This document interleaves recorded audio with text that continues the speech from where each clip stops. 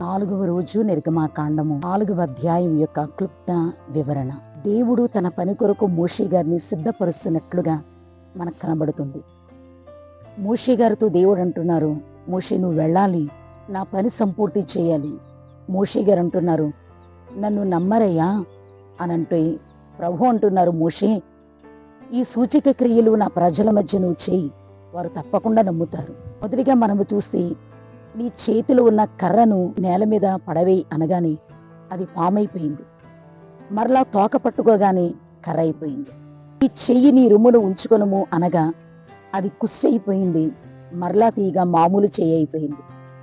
మరలా ఏటిలో ఉన్న నీళ్లు పొడి నేల మీద వేయగా రక్తమైపోతుంది అని అన్నప్పుడు అట్లానే జరిగింది. ఈ సూచక క్రియల ద్వారా వారు నన్ను నమ్ముతారు అని అన్నప్పుడు మోషే గారు ఇంకా ప్రభా నేను నోటి మాంద్యము కలిగిన వాడను, నేను మాట్లాడలేను ప్రభా, ఇంకెవరినైనా పంపుకో. కానీ దేవుడు అంటున్నారు, లేదు మోషే, ఆ పనికి నీవే కరెక్ట్. దేవుడు చెప్పినప్పుడు మనం నమ్మాలి కదా. దైవజనుడు దేవదాసయ్య గారు వ్రాసిన కీర్తనలో ఎన్ని సందేహాలు ఉన్నా త్రోసి వేసి నిన్ను నమ్మినా తండ్రి నీవు నమ్మవలెను. నిన్ను నమ్మిన తండ్రి నీవు నమ్మాలి కదా. నమ్మరాదని మనస్సు చెప్పినా, జ్ఞానము చెప్పినా, మనసాక్షి చెప్పినా, ఏం చెప్పినా నమ్ముచుండుము. దేవుని వ్రాత వాక్యము సత్యవంచు, నెమ్మది నీకప్పుడే కలుగు అని దైవజనుడు వ్రాసిన కీర్తన బట్టి ప్రభువు మనల్ని నమ్ముతున్నారు గనుక మనము కూడా ప్రభువుని నమ్మాలి, నమ్మి జీవించాలి. నమ్మినప్పుడు దేవుని మహిమ కనబడుతుంది.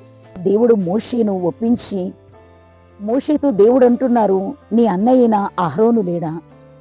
అహరోనును నీకు సహాయంగా పంపిస్తాను. అహరోను అనే పేరుకి అర్థం ఏమిటి అనగా ఉన్నతమైన వ్యక్తి అనే అర్థం కలిగిన అహరోను గారు. దేవుడు ఇరువురిని సిద్ధం చేశారు.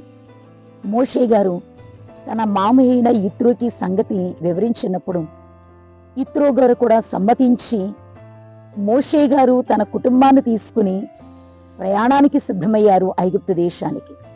మోషే యొక్క భార్య సిప్పోరా సమ్మతించడం. సిప్పోరా మోషే గారు చెప్పినట్లు చేసింది.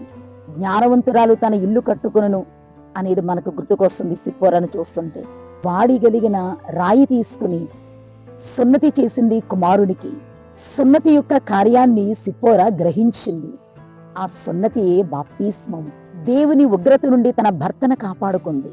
ఈ 4వ అధ్యాయం ద్వారా మనం నేర్చుకోవలసింది, దేవుణ్ణి మనము నమ్మాలి. 4వ అధ్యాయం యొక్క ఆశీర్వాదము దేవుడు మనకు అనుగ్రహించి